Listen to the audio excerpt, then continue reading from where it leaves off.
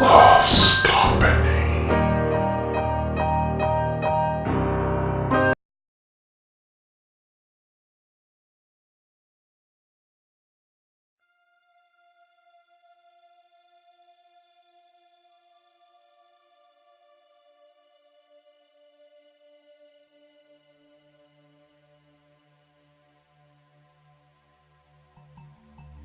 The scratch of pen against paper filled the small space eerily.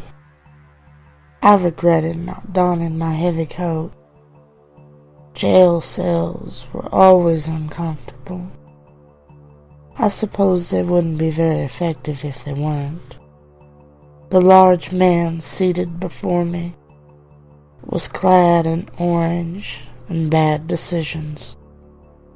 His face was unshaven, his eyes sunken. It was difficult to reconcile the man with the file. He was accused of a gruesome beating and murder that had made national news. Please, start from the beginning. Leave nothing out, I told him. He licked his lips, unsure of how much he could trust me. I sighed. Everything you tell me is privileged under threat of disbarment. Not even the president himself could make me disclose it to him. And if he did, it wouldn't be admissible in court. Now please, begin. The orange man relaxed somewhat. It started a few months ago. I'd been dating this girl for a while.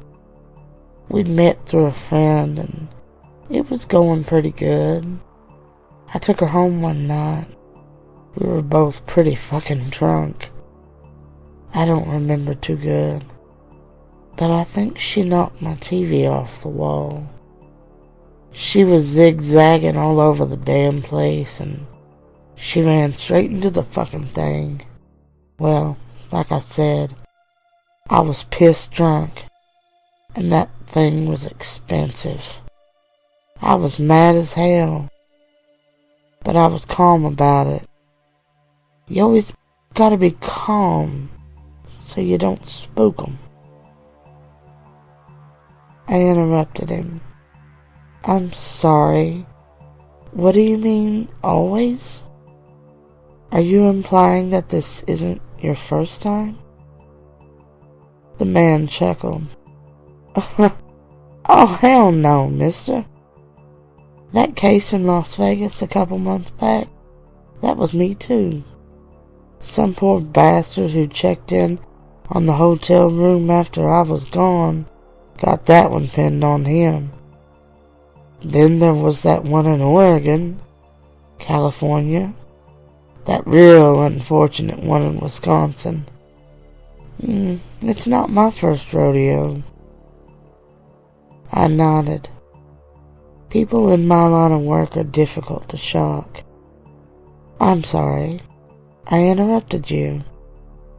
The man cleared his throat. Well, like I said, I was mad as hell. The girl had done broke the one nice thing I own. I got her into my bed, put one of them blindfolds on her. She was into that kind of thing. Wasn't too hard to convince her. I went into the kitchen and came back with a butcher's knife. One of them big suckers. I heated the thing up over a fire.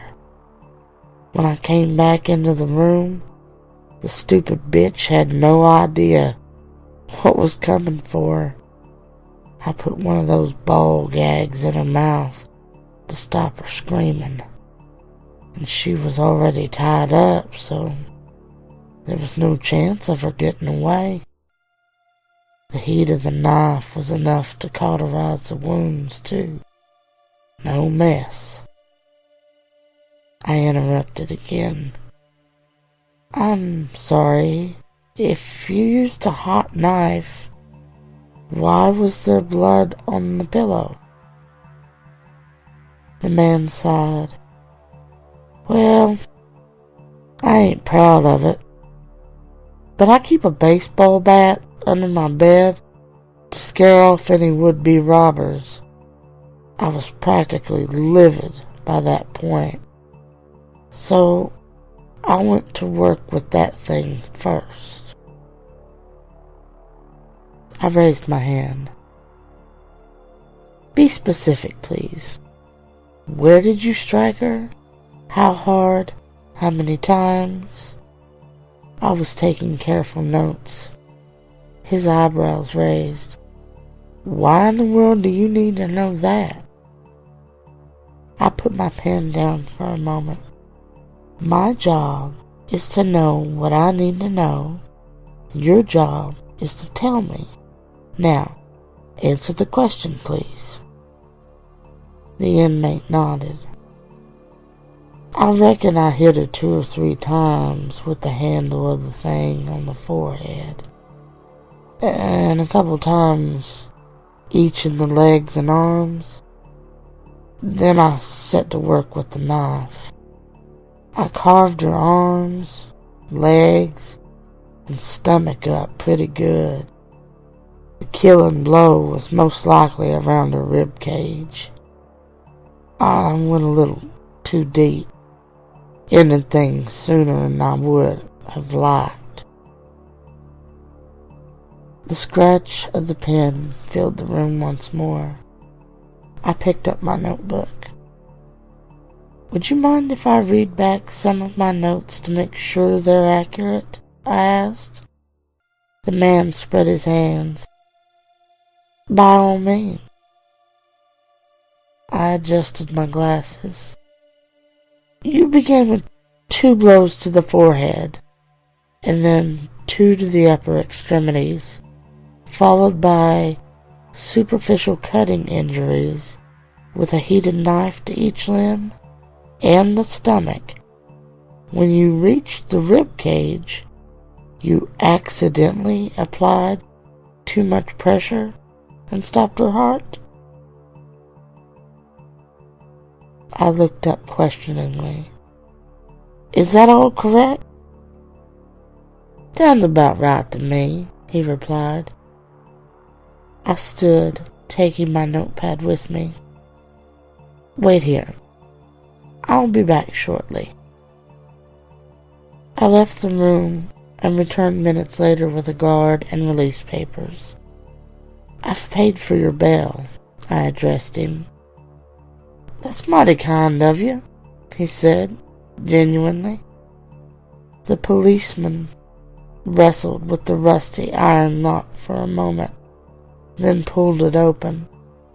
The prisoner fell in step behind me, and we passed through a second set of doors, controlled by an electric lock.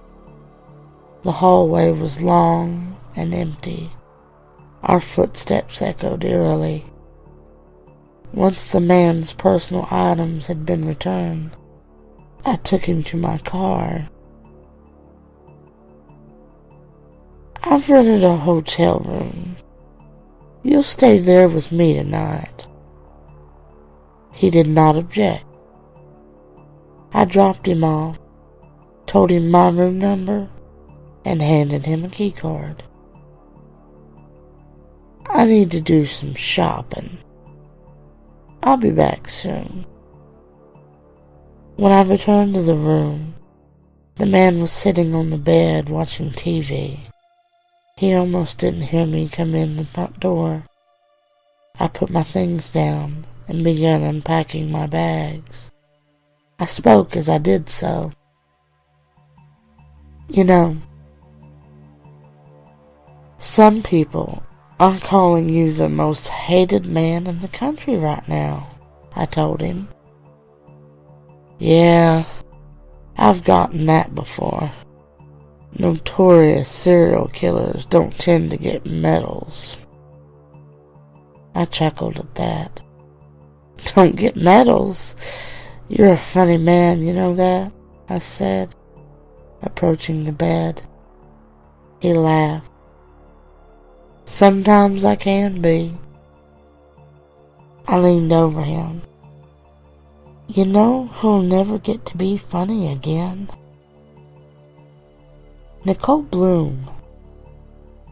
I snapped the restraints onto his wrists before he knew what was happening. The blindfold slipped easily over his eyes, and the ball gag over his mouth. He struggled, but to no avail. 2 little girls. That's who you've made orphans, Mr. Green.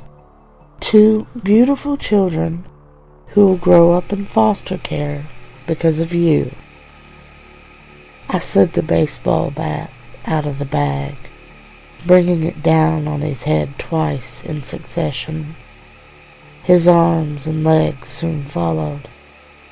He screamed, but the sound was muffled by the ball gag, and he sounded more like choking. A young woman with her whole life ahead of her, dead because of you. And why? You got pissed drunk and couldn't help yourself? I procured the knife from the bag and held it against the lighter until it glowed red.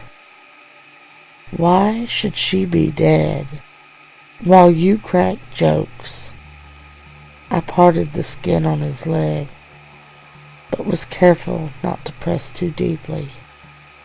Slowly and methodically, I dragged it across his limbs, leaving scalded marks and the smell of burnt flesh in its wake. His screams had turned to shrill shrieks, and his thrashings had reached fish out of water proportions. Don't worry, Fred. It's almost over. I smiled.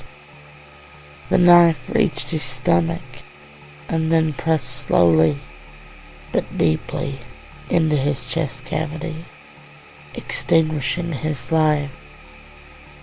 I waited a moment to confirm that he was dead. His breath was gone, his pulse silent.